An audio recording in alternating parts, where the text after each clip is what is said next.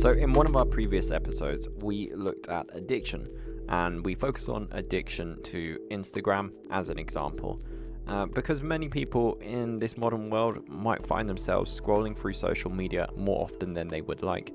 And if you think that's you, then perhaps this episode is just right for you. Because today we are going to be discussing digital detoxes and detoxes from technology in general. To explore this topic, we are joined by Andrew Selapak. Andrew is a program coordinator and lecturer in the Department of Media Production Management and Technology at the University of Florida. And in today's episode, we will discuss how you can implement a digital detox, what this consists of, and steps you can take to implement a digital detox in your life, and just generally to have a healthier relationship with technology. Now, if you like this episode, some previous episodes you might enjoy are mapping the avenues of addiction in our brains, which I mentioned at the start of this episode, the rise of TikTok, what are the components of a successful social media platform, and understanding the dangers of social media. I teach at the University of Florida in Gainesville, Florida. It's North Central Florida. Everyone hears Florida and they think Miami. It's actually a really big state. There's a lot to the state. I've been at the University of Florida since 2007 when I started the PhD program here. Graduated in 2011 and have been teaching at UF ever since. Currently, I'm teaching 4 classes. One is on sports media, one is entertainment media, one is social media, and the 4th class is a media writing class where we cover everything from writing online to TV and film to social media. So if it involves media, I'm probably teaching it. And I've taught news reporting in the past as well. So every form of media I've done something with. Fantastic. Well, I'm glad to have you on here. We'll definitely need your knowledge when it comes to like the social media element, I think, because that seems to me maybe from my perspective, one of the key motivators for what makes digital detoxing so hard. Now, I'd love to start with the simple question of like, what is a digital detox and what technology does it usually involve? Like, for example, could you just give up your phone and that would count, or would you have to go like completely Amish in order to do a digital detox? Well, I think it's one of those things that the idea of going completely Amish or just, moving on top of a mountain where there's no internet, no electricity is not going to happen for most people. So I think when we talk about a digital detox, the first thing to keep in mind is that if you're just going to try to go cold turkey, probably not going to happen or happen for very long. So a digital detox really is kind of a continuum from that sort of living on top of a mountain Amish to the other end, which is, kind of, I'm just going to leave my phone in the other room right now. I'm going to watch this movie with the phone in the other room and not even be tempted to grab it while I'm trying to enjoy a movie.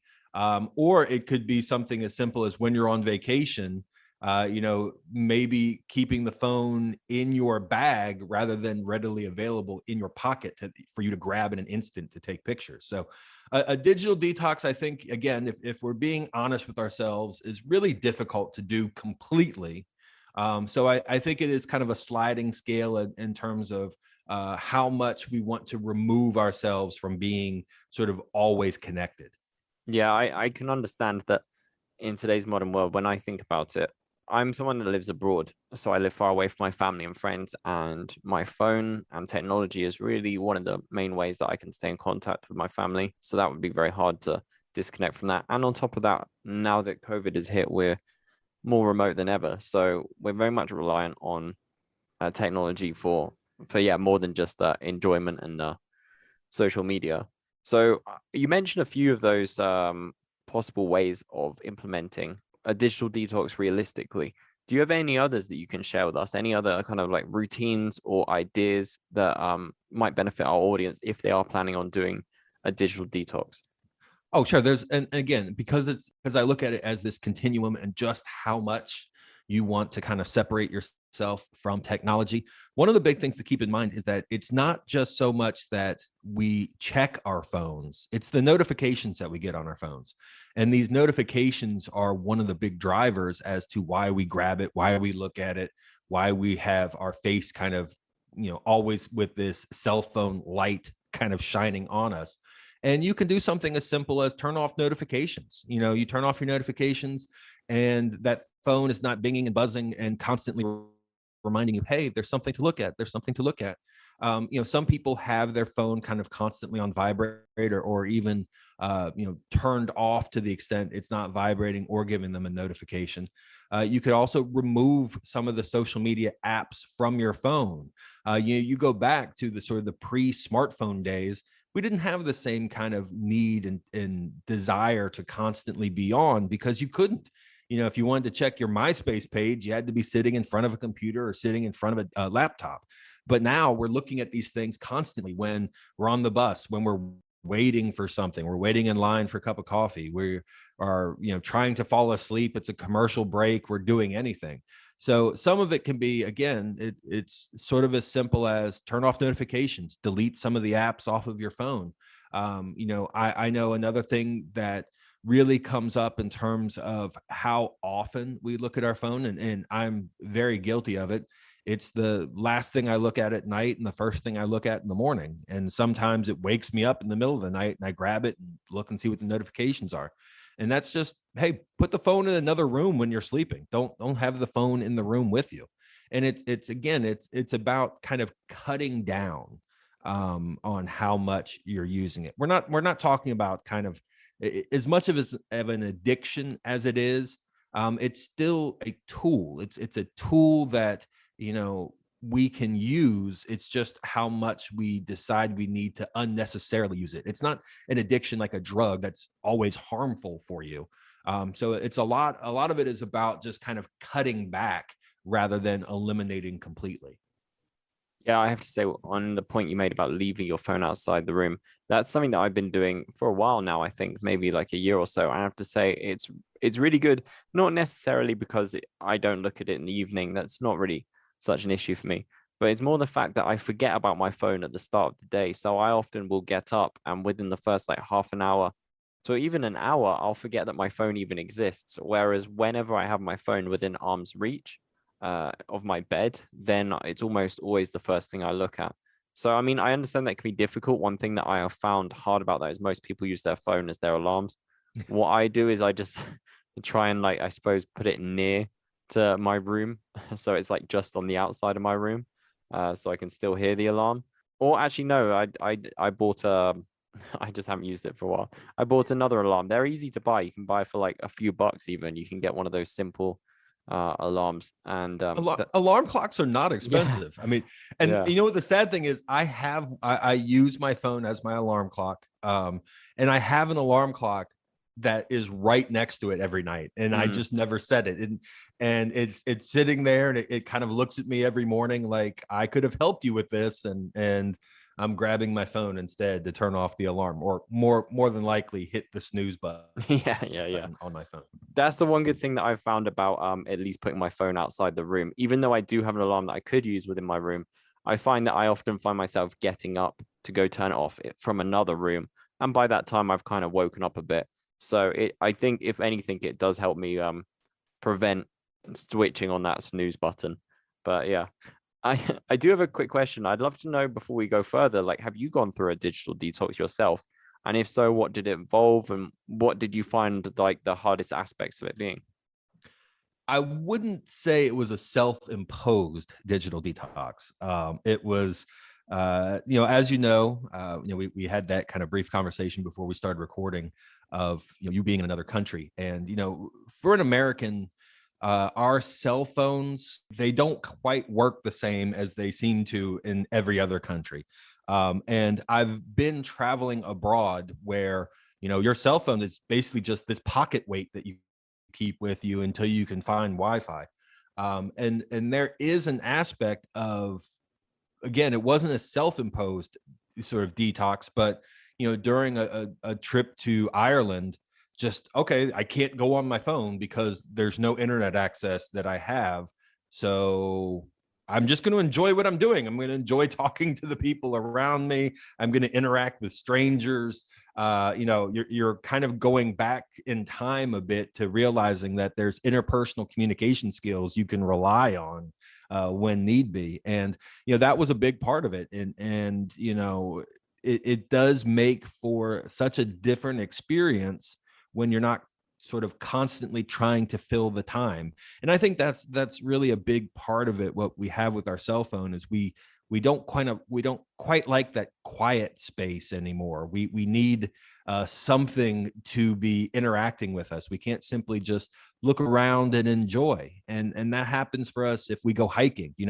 We all know people who go hiking and they've got to take a picture of every leaf and every rock that they see while they're hiking, or they're on vacation somewhere and it's like, oh, here's me doing this, here's me doing that, here's me doing this.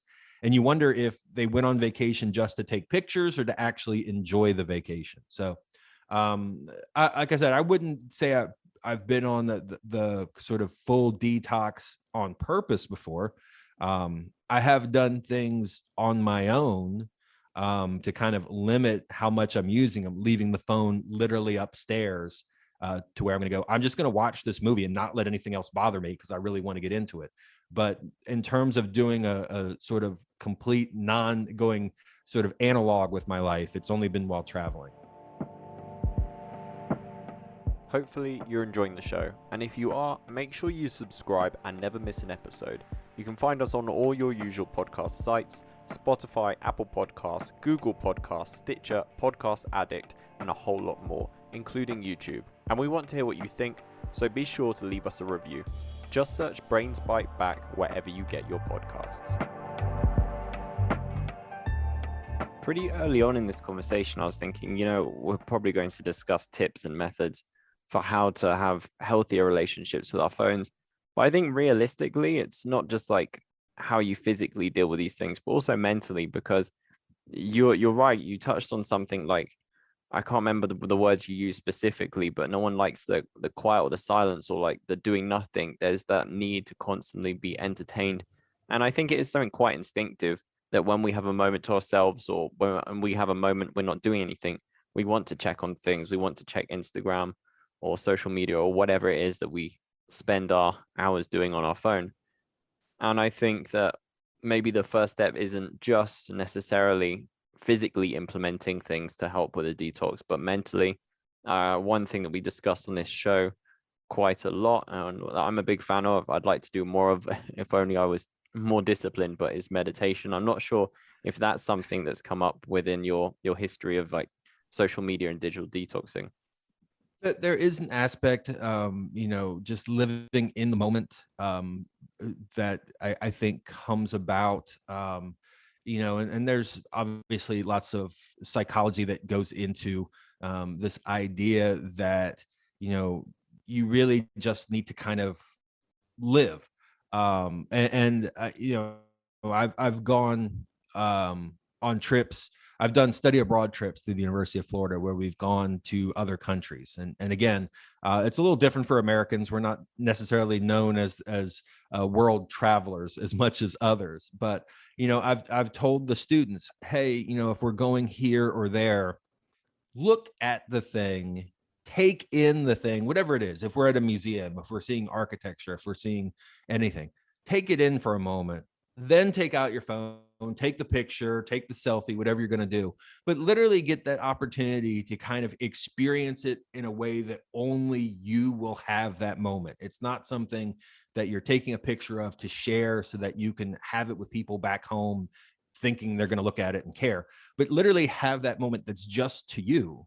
And, I think that's something that we don't do too often. I think too often we are, again, our social media addiction is leading us to everything that we see and do. We take pictures of, take video of, thinking some of this is going to get shared on social media.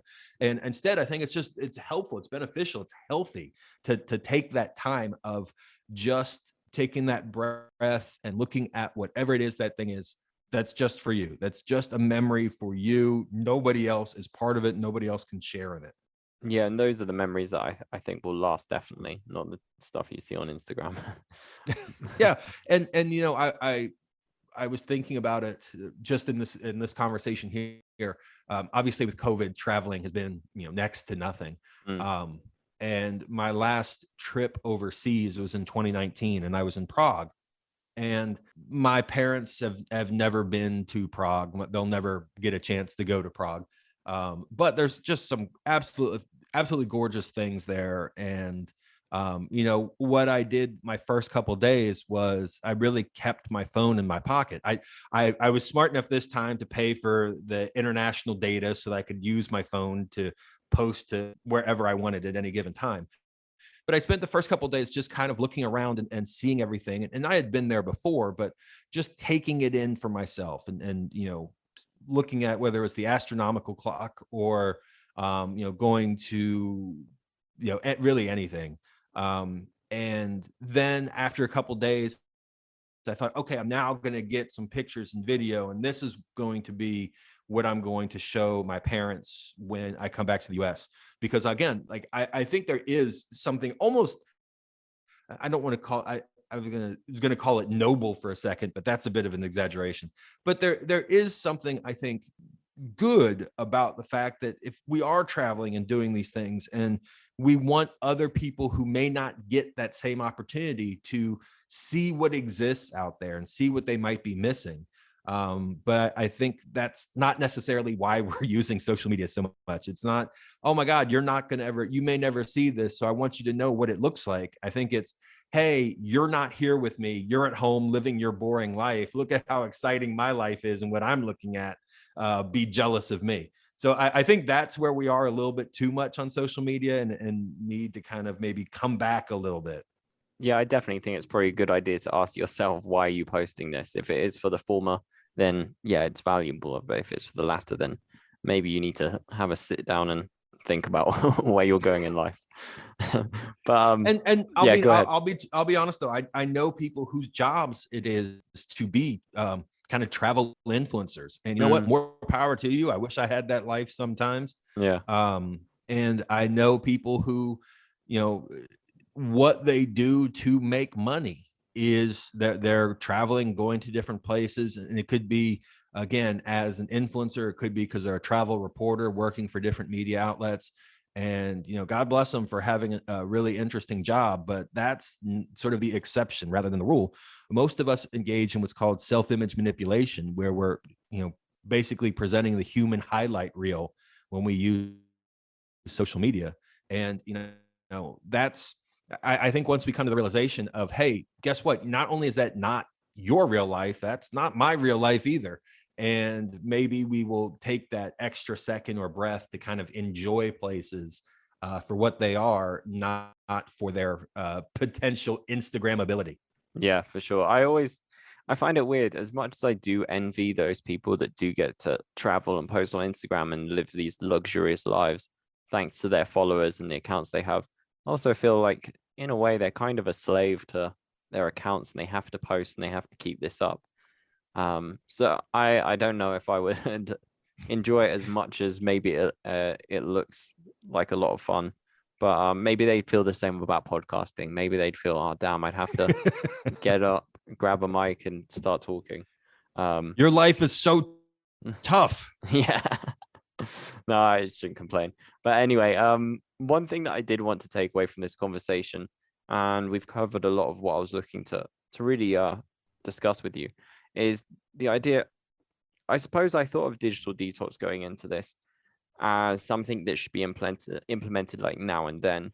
But I suppose really the goal is to have a consistently healthy relationship with technology, with certain limits, and maybe understanding like what you're using, just being conscious really of how you're using it. But how do you think like digital detoxes can work in that sense? Like, do you foresee them as something which can be implemented and then afterwards you can slowly come back to it? Or I suppose in the long run, how can this help with having a healthier relationship with technology, if that makes sense? I mean, I think again, you can compare it to a lot of different things. You can compare it to even like a diet. If you try to do, a crash diet and just go, all right, I'm going to cut out all carbs. I'm going to cut out all sugar, and I'm going to eat nothing but vegetables. That diet will last 2 days before you give up. And then all of a sudden you're binging on every cake and cookie that you can find. It's sort of like that as well. It's okay to have a cheat day. It's okay to maybe decide, all right, between 5 and 6 p.m., that'll be my time to go onto social media to go look at things. But I think, we've just gotten to such a point where it's such an integral part of our lives. You're talking about earlier how it's, how you keep in touch with family back home using it. It's not just sort of a diversion or a form of entertainment. It's literally a form of communication. It's a tool that we need, and it's a tool that a lot of people for their jobs need. And so I don't think it's this thing that we can just say, all right, I'm going to go cold turkey. That's not realistic, but it's having that healthier relationship with it, which is the same again as dieting. It's okay. I'm not going to try to tomorrow cut out all the carbs and all the sugar, but it might be all right. I don't need dessert after dinner tomorrow, or I don't need that second helping with lunch, or you know what, maybe for my breakfast, instead of eggs and bacon and all the good things, or I guess, you being from Bristol, when you have the baked beans in there, it's better to go, I'm going to have a banana, and I'm going to have maybe some trail mix, something that's healthier, still eating, still, I'm not cutting out everything, but just having that healthier relationship with it. Because again, it's not something I think you can either A, completely separate yourself off from, and B, I think if you try to go cold turkey, what will happen is you're going to relapse, and it'll be even worse. Yeah, I think that's a really good analogy. I've never really thought of it along those lines. And it is kind of like a diet in the sense that food is necessary. We have to consume it. So, but then obviously consuming it responsibly is something that we'll need to manage throughout our entire life, really. And I think technology is going to be no different. Certainly, like you've said, it's incredibly important for my work, and also just for keeping up with family members. And you mentioning baked beans, I completely forgot about them for a while, and I'm really looking forward to having them. As I mentioned before, I'm going home next week for the first time back to UK in 2.5 years, and that's brought a smile on my face. The thought of having baked beans once again. I was going to say, like, if I was saying that, and I was thinking, if I don't get any kind of points for bringing up baked beans with an English breakfast, I'm going to be disappointed by this. Yeah, don't worry, I'm very happy. So yeah, you've made me happy, and I'll be even happier once I get myself an English breakfast once I'm back home. Oh, what's even this is completely off topic, but what's interesting is here in Florida we have a grocery store, Publix, and they have an international aisle, and depending on which one you go into, sometimes they have a little British Isles small section. And being in the British Isles section a couple weeks ago, I got a can of baked beans so I can have with a breakfast coming up. And they also had a can of mushy peas. And I was like, God, I haven't had mushy peas in years. And I'm so looking forward to having that with a meal coming up. I have to say, baked beans I'm a big fan of. Mushy peas less so, but yeah, they're definitely a popular part of our diet back home. And who knows, I might just tuck into a can, maybe just for the sake of it once I'm back. But Hey, at least your people and my people, we've skipped the Vegemite, so we've at least won there. yeah, we can agree on that. Now, Andrew, that's really everything I wanted to discuss today, and I think we got a lot of that out of that conversation. Certainly, I did. Now, if people do want to follow you or keep up with what you're doing, how can they do that? Probably the easiest way is just Twitter. I'm again, it's one of those things, kind of like with you. For what I do, I've got to be on social media, and Twitter, and literally every account that I'm on is all A Celopac, and that gets into the social media branding, which is one of the things I teach in my classes. So it's A Celopac literally everywhere. If you want to find my Pinterest, there it is. So it's A Celopac on everything. Well, yeah, thank you for joining me today. I've really enjoyed it, Andrew. I enjoyed it as well, and have safe travels back home. I hope you get a nice big English breakfast, all the toast beans. Correct me if I'm wrong. Is that also going to be tomato and mushrooms? Yes, although I don't like mushrooms, so I won't have that on there. But yeah, something along those lines. And yeah, I cannot wait. You know what? I miss it too. It's one of my favorite meals when I'm over there. Growing a company has many hurdles, from securing funding to expanding your business capabilities to ranking better on search. Each business challenge is uniquely complex. The solution to these challenges is growth-focused digital PR and marketing, and that's where our sponsor Publicize comes in. Publicize sets itself apart from traditional PR companies. It does not charge large retainers or churns out press releases whether you've got a newsworthy announcement or not. Publicize builds on your business's online presence and gets high-quality PR and media coverage for startups and entrepreneurs who are priced out of a broken PR industry. And for a limited time only, exclusive to Brains Bite Back listeners, you can receive a social media assessment as part of your package for any tier of service at no extra charge with this special promotion. To find out more, visit publicize.co/BBB. That's publicize.co/BBB.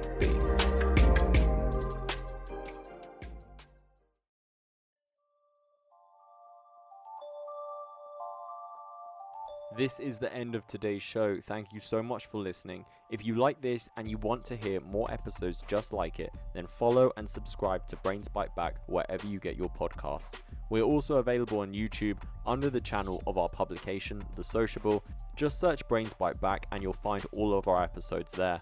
We really love hearing what you have to say, so leave us a review on iTunes or on any other podcasting platform to let us know what you think. You can also reach out on Twitter at The Sociable.